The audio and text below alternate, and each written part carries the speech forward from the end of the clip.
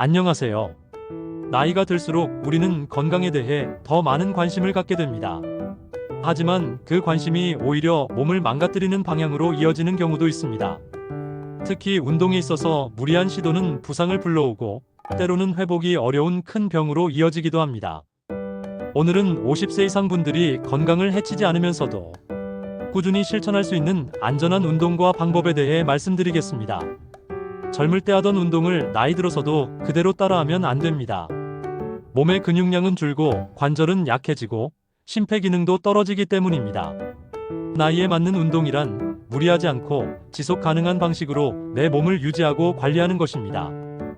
가장 먼저 피해야 할 운동부터 짚고 넘어가겠습니다. 첫째, 장시간의 달리기입니다. 특히 아스팔트 도로나 콘크리트 위를 장거리로 달리는 것은 무릎, 발목 관절에 큰 부담을 줍니다. 달리기 자체가 나쁘다는 건 아닙니다. 하지만 바닥의 충격이 크고 회복이 느린 50대 이후에는 걷기로 대체하는 것이 더 안전합니다. 둘째, 고강도 인터벌 운동입니다. 짧은 시간 안에 최대한 몸을 몰아붙이는 HIIT 같은 운동은 체력이 충분하지 않은 분들에게 위험할 수 있습니다. 심장질환, 고혈압, 당뇨가 있는 분들은 절대 해서는 안 되는 방식입니다. 셋째, 무거운 중량을 드는 웨이트 트레이닝입니다. 근육을 키우기 위한 목적이라도 50대 이후에는 큰 중량은 관절과 허리 디스크의 위험 요소가 될 수 있습니다. 맨몸으로 하는 근력 운동이나 밴드, 튜빙을 활용한 운동이 더 적절합니다. 넷째, 요즘 유행하는 챌린지 운동이나 SNS 기반 운동도 주의가 필요합니다. 순간적인 자극이나 유행을 따라 하다 보면 준비되지 않은 몸이 큰 충격을 받을 수 있습니다. 이제 본격적으로 추천할 수 있는 운동들을 하나씩 소개해 드리겠습니다.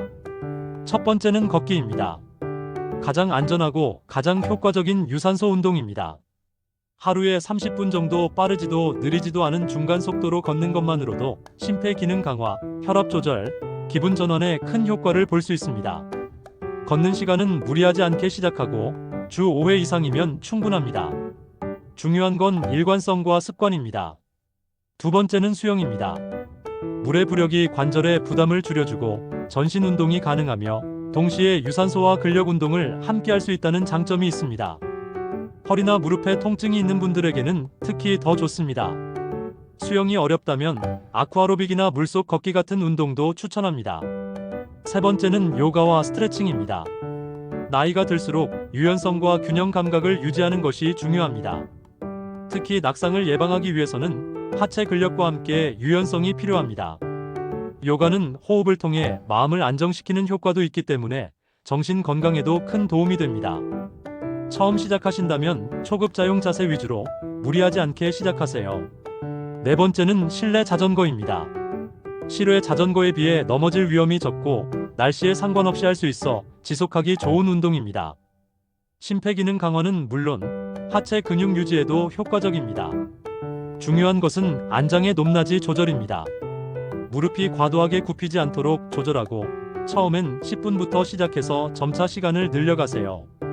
다섯 번째는 맨몸 근력 운동입니다. 중량 없이도 충분히 근육을 유지할 수 있습니다.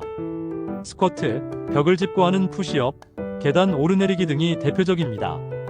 운동 강도는 가볍게 시작해 1015회씩 23세트를 목표로 하시면 좋습니다. 무조건 많이 세게 하려는 생각은 버리셔야 합니다. 안전하게, 꾸준하게가 핵심입니다. 이제 운동 전후에 반드시 지켜야 할 사항들에 대해 말씀드리겠습니다. 운동 전의 스트레칭은 필수입니다. 근육과 관절을 부드럽게 하고 갑작스러운 부상을 예방할 수 있습니다. 특히 날씨가 추운 날에는 더 철저하게 준비 운동을 해주셔야 합니다.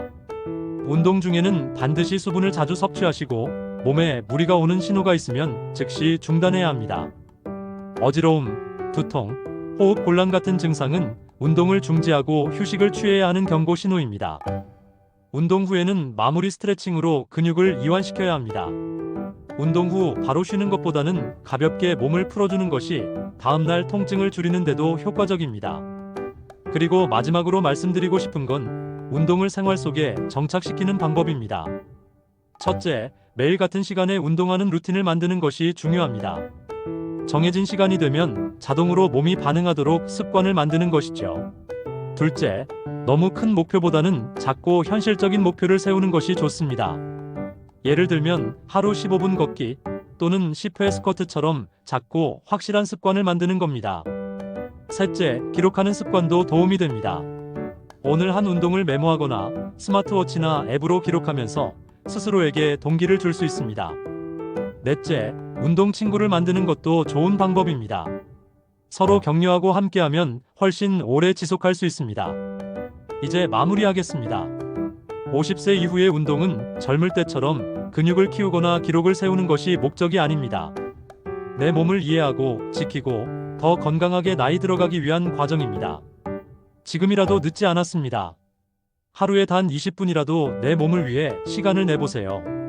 그 작은 습관이 10년 후, 20년 후에 건강을 결정짓는 힘이 됩니다. 지금까지 시청해주셔서 감사합니다. 이 영상이 도움이 되셨다면 구독과 좋아요 부탁드립니다. 건강한 하루 되시길 바랍니다.